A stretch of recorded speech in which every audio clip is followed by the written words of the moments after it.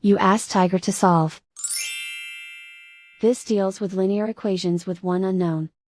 The final result is a equals -6. Let's solve it step by step. Simplify the expression. Move the negative sign from the denominator to the numerator. Expand the parentheses. Break up the fraction. Find the greatest common factor of the numerator and denominator. Factor out and cancel the greatest common factor. Group all constants on the right side of the equation. Subtract 9/4 from both sides. Combine the fractions. Combine the numerators.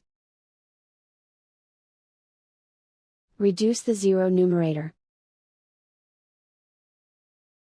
Simplify the arithmetic. Convert the integer into a fraction. Combine the fractions. Combine the numerators. Isolate the a. Multiply both sides by 8. Group like terms.